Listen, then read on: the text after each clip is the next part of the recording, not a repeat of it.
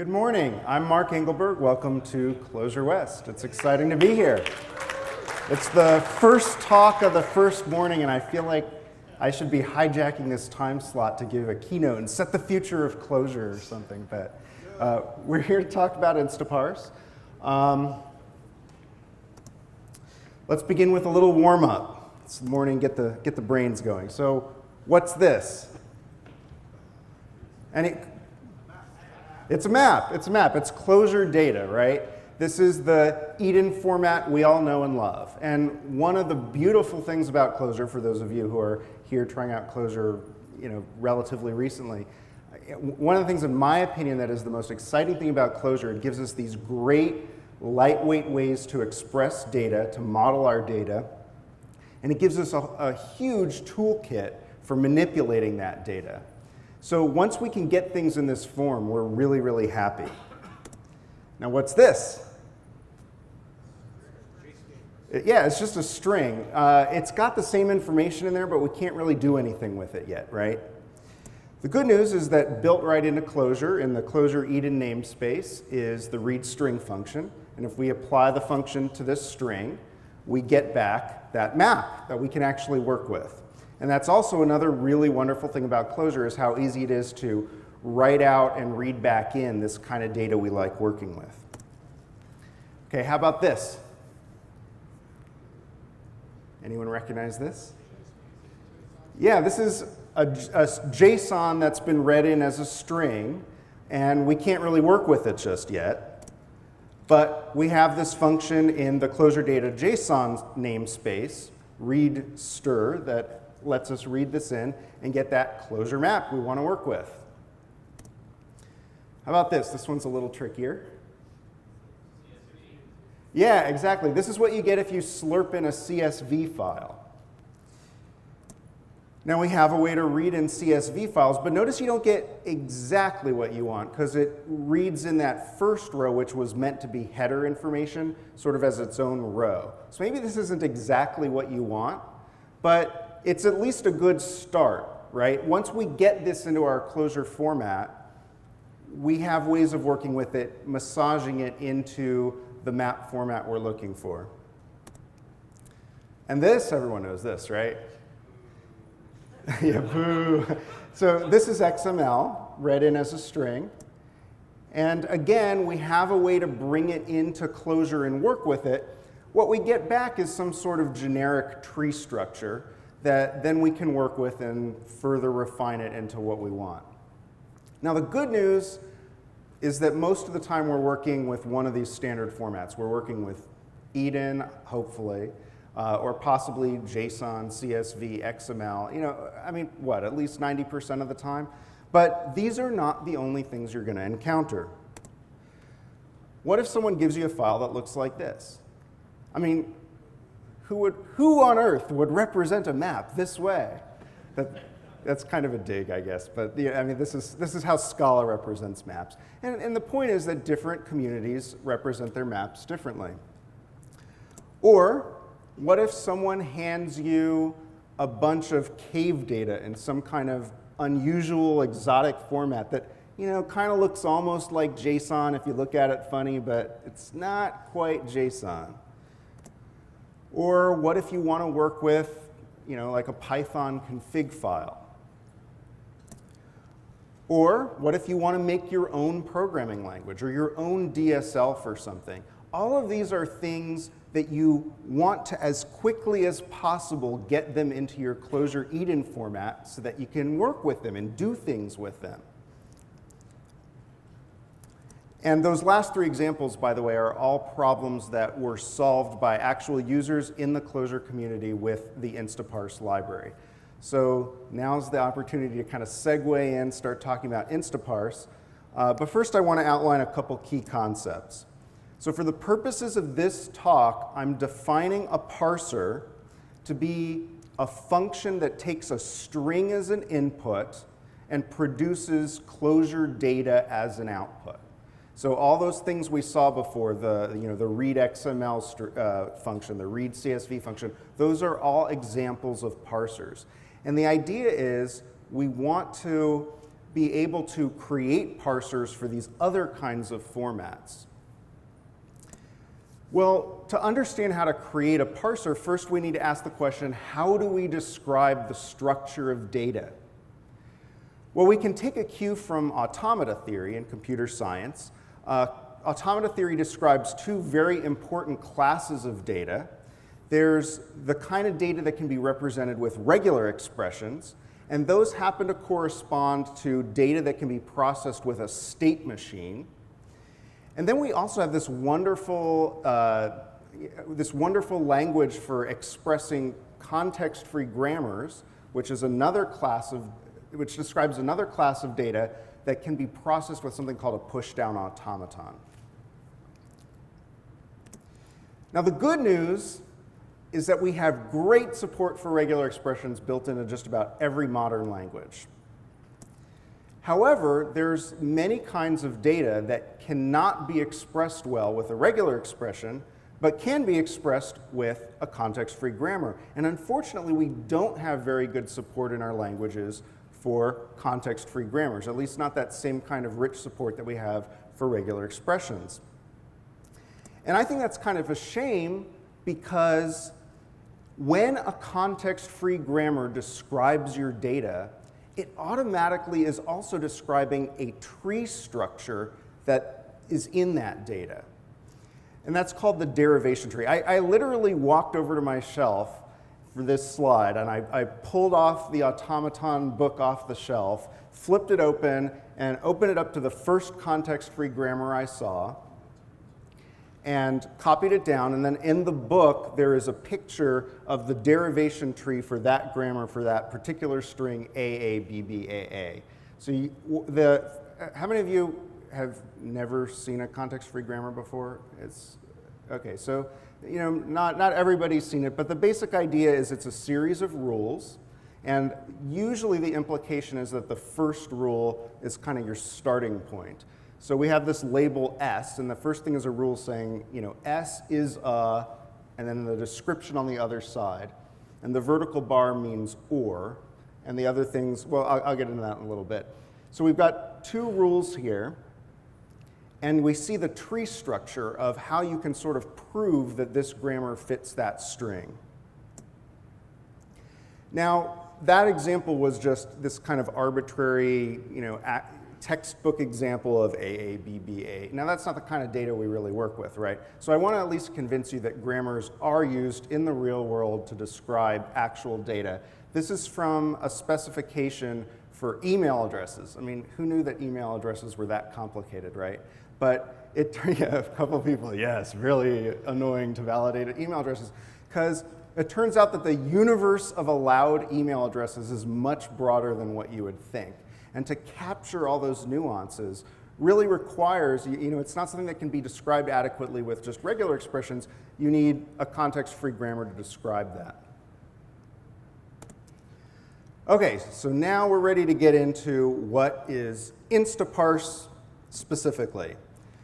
And I like to think of Instaparse as a really lightweight tool for converting context-free grammars into an executable parser, one of these functions that will let you convert a string into a tree structure that you can work with in Clojure.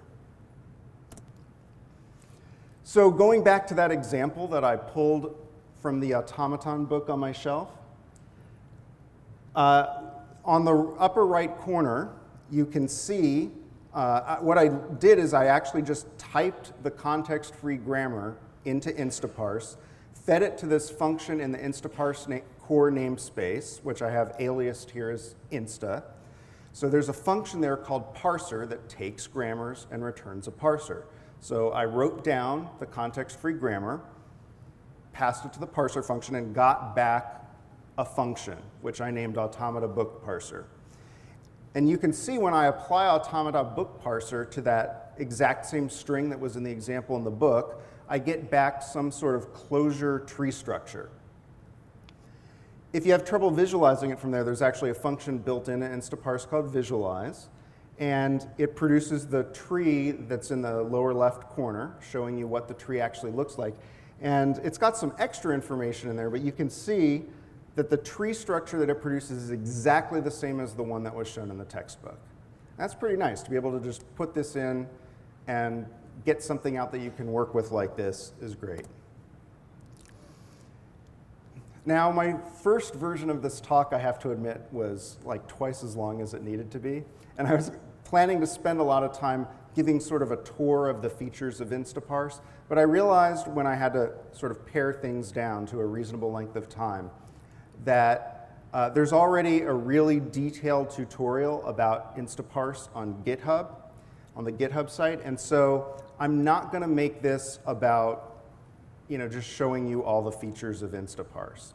This talk is going to be a little more about the implementation of Instaparse, but I do feel like there's at least a few key features you need to know about. So these are the 3 features that I think really help make Instaparse a particularly nice, lightweight tool for working with context-free grammars. So first, there are 3 ways to describe a grammar in Instaparse. Most libraries, especially in the Clojure ecosystem, allow you to create a grammar using kind of a combination of functions and data. That's often called the combinator approach. Instaparse lets you do that, but on top of that, you can also just enter in these 2 syntaxes that are very popular for describing context-free grammars: EBNF syntax and ABNF syntax. And I really think that's gone a long way towards making Instaparse feel, like I said, kind of as lightweight as regular expressions, although I guess some people would argue how lightweight are regular expressions. But it at least is like, gives you that feel that you can kind of enter in this notation that's very familiar. Also, Instaparse can produce the 2 most popular formats for expressing trees in Clojure. And when it produces these trees, it automatically labels the nodes of the tree with the rules from your grammar, the rule names from the grammar. Finally, and I think this might be one of the most important features of Instaparse, is it lets you work with any context-free grammar. And that actually turns out to be relatively unusual. Most parser libraries can only handle a certain subset of context-free grammars. And it requires a fair amount of specialist knowledge to figure out how to take your grammar and turn it into something that this particular library can process. Instaparse is relatively rare in that you can really put in any context-free grammar and it just works. So one of the things I really want to address here in this talk is how does that sort of magic happen? What is it that Instaparse does that these other libraries aren't doing that lets it handle any grammar? And I'm going to focus specifically on something called a left recursive grammar, because that's something that other languages don't handle well. First, I need to explain to you, for those of you who aren't quite as familiar with grammars, the 2 main concepts in grammars is this notion of alternation. So when you see that vertical bar, that's telling you, that's sort of defining, that's like the word or. So I'm looking for the letter A or the letter B. That's alternation. Concatenation, when no symbol appears, is saying I'm looking for the letter A followed by the letter B. And those 2 concepts are really the main ingredients in grammars. There's a few other things, but they can technically be built out of those. So the grammar that I'm going to focus on here to sort of show you how Instaparse does it, where other parser libraries would kind of break down, is this left recursive grammar. This is probably the simplest possible one. It's the rule S is the letter A or the rule S followed by the letter A. And it's called left recursion because the S occurs on the left side of its concatenation. Just to give you an idea of how it's supposed to work and how Instaparse handles it, on the upper right I have entered that grammar into Instaparse, and we can see that if you feed the string AA to that parser, it successfully generates the proper tree structure, which I've shown both in the Clojure code and the actual kind of visualized tree of what you get out of that. Now, most libraries use a technique called recursive descent. Recursive descent sort of views these parsing rules as a bunch of mutually recursive components that call each other as they attempt to resolve the parse. The problem is that recursive descent does not handle these left recursive grammars. Here's kind of at a high level why it doesn't work. You can imagine stepping through the process, like tracing through what a recursive descent parser would do with the string AA. It says, okay, well, first I got to call this, my overall rule is the rule S, and I want to start from the very beginning of the string, index 0, and I want to do this parse. Well, the rule S expands to A or SA, so I got to do that parse starting from the beginning of the string. Well, this is an OR, so I have to try both possibilities. So first I'm going to try the A parser starting at index 0. And that works, it succeeds. There is an A at the beginning of the string, but that's not enough to consume the whole string. We need to keep going, explore the other scenario. The other scenario is S followed by A. And, well, if you have a concatenation like that, the first step is to try S, starting from the beginning of the string. And now we're caught in an infinite loop, right? So what I want to do now is kind of talk about how Instaparse handles this. And I know some of you in the audience probably, have no interest in knowing all the details of how a parser library is implemented, and that's fine. But I hope you'll bear with me because I really think there's some big ideas here in the implementation of Instaparse that could actually be applied to other programming paradigms. So stay with me. I'm going to sort of describe it at a high level, and I think you'll come out of it with some interesting ideas. So the engine that drives Instaparse is something called the GLL algorithm. And even though it's not described this way in the literature, I tend to think of this algorithm as a data flow network, really. I think of it as a bunch of nodes that each represent a parser component trying to parse the string from a certain point, and other components are listening for those results and waiting for those results to be transmitted to them. And that's how I think of it, as a network. Now, as I mentioned, there's these two big concepts, alternation and concatenation. So let's sort of look at how that would work in this data flow network sense. So if you have a parser A or B, that's our alternation pattern, basically it's going to set up and say, okay, I want to start off the parser A, and I want to start off the parser B, and I'm going to listen for the results. When you find some results, come report that back to me. So that's the alternation node, pretty straightforward. Now the concatenation pattern's a little trickier, and the idea, this isn't quite right, but the idea is that if you're looking for A followed by B, you start off a node that says, okay, I want to do parser A, starting from the beginning of the string, starting from index 0. When you get a result, hand that off to the guy who follows that, which is parser B. So I'm going to start looking for parser B starting at the next index, index 1. And when he succeeds, then notify me back. Then you've successfully found an A followed by a B. Now the reason why this doesn't quite work is because in this particular example, we know that the letter A is always one character long. So we know that this B parser is always going to start looking one character later. But in general, we don't necessarily know how long the first parse result will be. So we have to use something I call the cat listener pattern.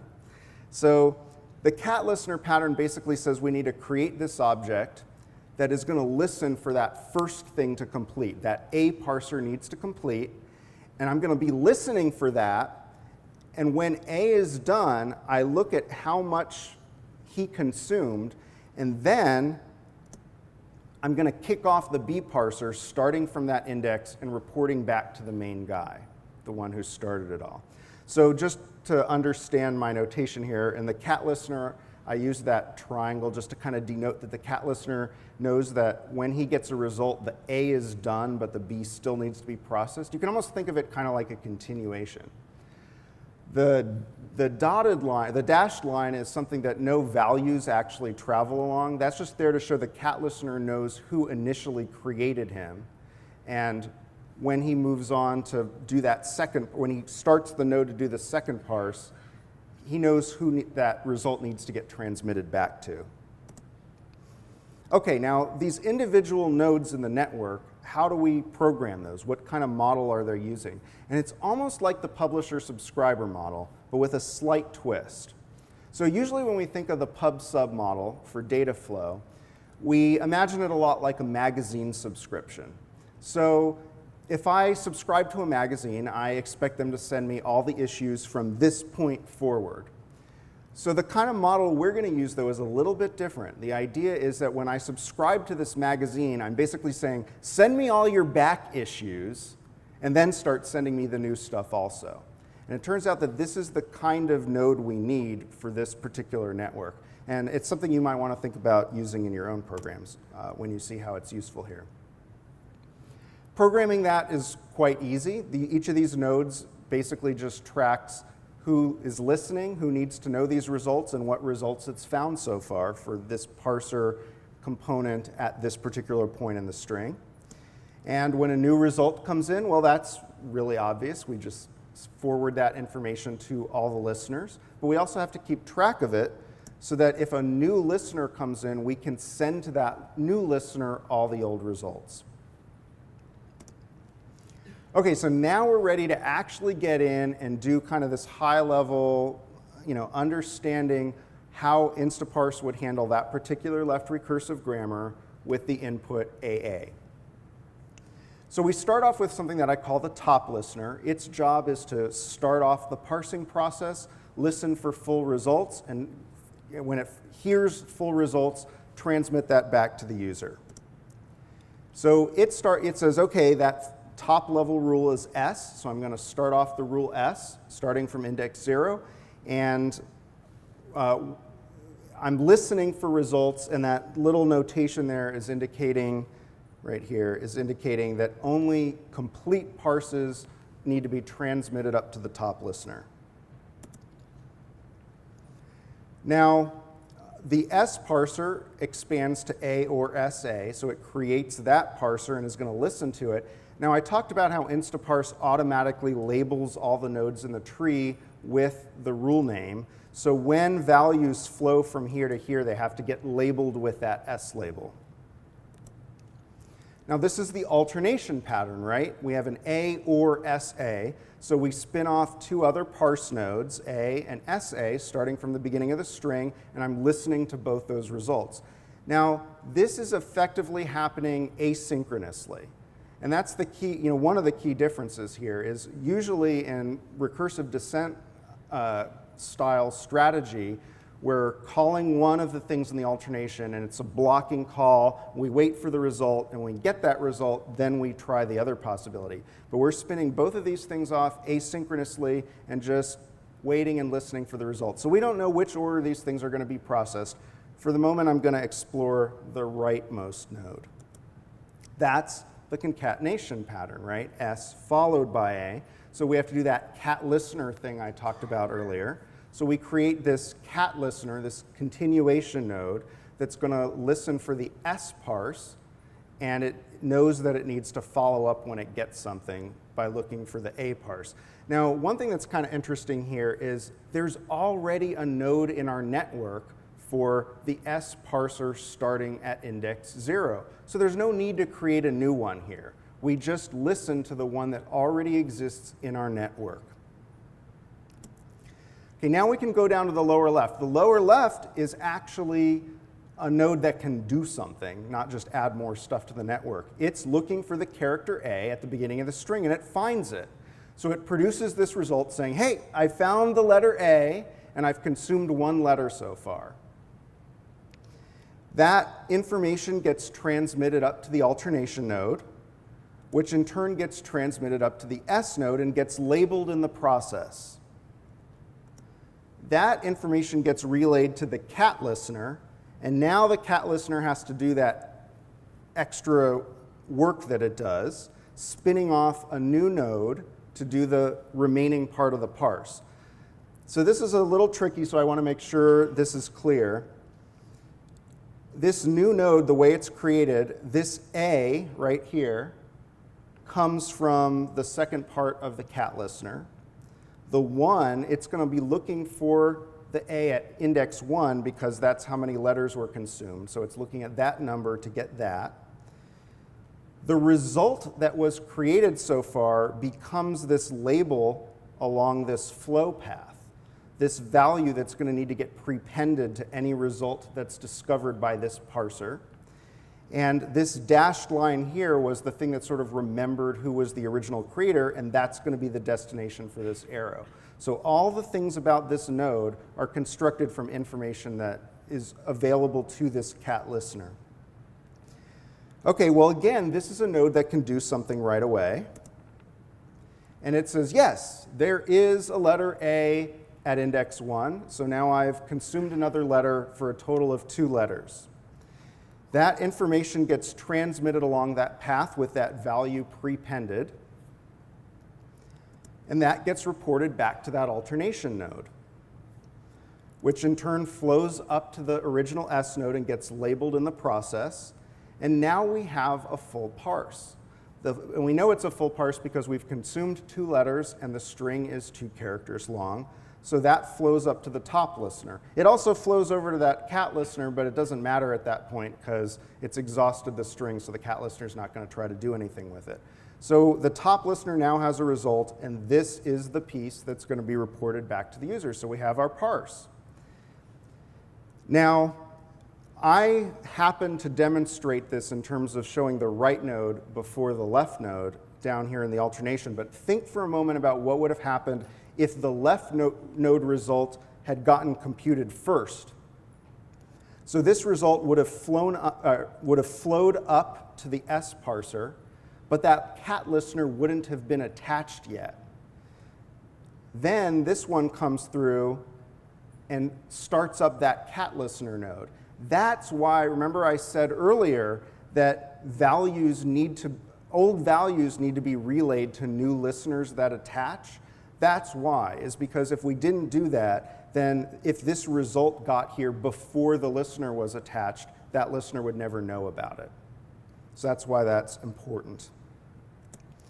Okay, now I promised for those of you who weren't particularly interested in parser implementation that there was a big idea here worth knowing. So let's kind of reflect on what we've seen. What I think is the big idea here is that synchronous function calls and recursion has this potential to lead to infinite loops. On the other hand, if you use asynchronous calls and data flow, you have the potential to get a more robust algorithm. And I actually found this to be a really big surprise when I started working on this. I have always thought of data flow as more being about a way to organize my program in a slightly more flexible or clear way. I never really thought about it as something that might actually give added algorithmic capability. I mean, that really never occurred to me before. So that's what I think is one of these big ideas here. I think I can safely predict that over the next few days you're going to be hearing a lot about asynchronous, channels, data flow, right? All these things are things that are going to come up a lot here at the Clojure conference. That's really hot right now. And I hope that when you hear those sorts of talks over the next couple of days, you keep this in mind as an example of how this can actually give you new power. So I always think it's kind of interesting to hear a little bit about how open source libraries came about. So I want to just take a moment to tell you about the story behind Instaparse. You might assume that I use parsing really heavily in my job, or you might assume that I'm just really passionate about parsing. And it turns out that neither of those is actually the case. The true story behind Instaparse is it's actually a father-son bonding story. So some of you may already know this, but I actually homeschool my kids. And in part, that's because I am deeply passionate about math and computer science education, and I really wanted to be intimately involved in that aspect with my kids. And my son in particular really took an interest to programming, and I started him very young on first Scheme and then Clojure. And from age 8, I was incorporating college-level computer science material into his daily lessons. Well, as you can imagine by now, he's already a very, very sophisticated programmer, but I kind of consider it my responsibility to keep coming up with new challenges for him, new things that will really stretch his capabilities. So last year when he was 14, I called him over and I said, Alex, we need to have a talk. Today is the day you become a man. Today, you're going to learn about monads. So as part of teaching him about monads, I gave him an exercise in writing a monadic parser combinator library. That's actually a relatively standard exercise to kind of get your head around monads. So he did this parser combinator project, and I was playing around with it, looking at it, and it was well done, but I was really struck by that inability to do left recursion. It was irritating. And I thought to myself, surely someone has solved this by now. Someone must have solved this. So I went asking around people I knew, people online who had written parser libraries, trying to find out more about how to tackle that. Eventually, I found a pointer to this paper about the GLL algorithm. So I decided to do what all good teachers do. I handed it to my son and said, go figure out how to write this in Clojure. So he did that, and he implemented it in Clojure, and as I was playing around with that, I was really struck by how much more freeing it was. It really was noticeably more enjoyable to work with a library that could understand any grammar. So I thought this would be an excellent opportunity to role model the process of going that last mile to turn something into a library that's usable by the community. So we talked about, hey, you want to just make this a library? Should we make this a library and put it out there? Yeah, let's do it. So we decided to do that together. I kind of took over the code base and worked mostly on optimizing it a little bit, writing the documentation. We worked together on the front ends. I wrote the eBNF front end, he wrote the ABNF front end. It was a collaboration, and it was a lot of fun. And that's the true story behind Instaparse, is we really just did it for the joy of it. Now, I know some of you probably did come here to learn a little more about how to use Instaparse versus how to implement Instaparse. So we have a little bit of time here. What I want to do, again, I'm not going to just show every feature, but I think it's useful to understand the overall sort of workflow, the experience of what it's like to work with Instaparse, and hopefully that'll motivate you to go off and read the full tutorial on GitHub. So the basic process with Instaparse, and I'll go into each of these steps in a little more detail, is first you just write down your grammar, and then you play around with it, see how it looks. You figure out what information you want to hide, and then you figure out how you transform that tree into the actual thing you want. So going back at the very beginning of the talk, I showed that Scala map format. So that's, I mean, so far we've been looking at all these grammars that are A, B, B, A, and I know that gets a little mind-numbing. So here's a slightly more real-world example. It's still simple enough you could tackle it with other techniques, I understand, but it's at least a little more real. So what we do is we start by writing down the grammar. And by convention, usually the first rule is kind of the top level rule. We're defining a map. What's the rule for a map? Well, it's got the string map, a left paren, and a bunch of key value pairs separated by commas. That's basically what the first line says. What's a key value? Well, it's a string, and then an arrow, and then another string. What's a string? Well, we can define that with a regular expression. So you can actually use regular expressions in Instaparse to define your tokens. Then we feed this to the parser function in the Instaparse namespace. And I have this little flag here, auto white space standard. It's a relatively new feature in Instaparse for grammars where the white space really doesn't matter. If it did matter, you would specify the white space as part of the strings in your grammar rules. And we plug it in and we see what we get. And this is great. This is REPL-oriented development. We get to try our grammar, see how it all works out, keep refining it. And we basically get the structure that we want, but there's these extra things in there. Like there's the word map and that left paren. It's in there because those were part of the structure. But once we've got the overall structure, we don't need those words anymore. We don't need that left paren as part of our tree. So we come to step 2. In Instaparse, we just put angle brackets in our grammar around anything that we want to hide, that we don't really care about appearing in our tree. So I've put angle brackets down below around the word map and around the paren and around the arrow. And now, when we rerun it, you can see those things are missing from the tree. This is pretty good. This is, getting really close to what we want. But ideally, we want to get it to an actual Clojure map, right? That's our end goal. Well, Instaparse includes a function called transform. And you can use whatever tools are, you have all these rich Clojure functions and tools to manipulate data. You can do this however you want. But you can use the built-in transform function, which lets you put for each node type in the tree a function to be applied to the children. And this is done in kind of a bottom-up transformation to the tree. And when you plug in these particular functions associated with these keywords, then you get back the actual map you're looking for. So that's the basic idea. You want to get from Scala maps to Clojure maps. Here's 3 easy steps. Step 1 was create the grammar. Step 2 was hide the things you don't care about with the angle brackets. And step 3 is either use the built-in transform function or whatever Clojure functions you want to get this into the final Clojure form that you're looking for. Okay, time to wrap things up. 2 main ideas here from this talk. First is just telling you a little bit about Instaparse. Instaparse is a lightweight tool for converting context-free grammars into an executable parser, and those parsers can be used to convert strings into data.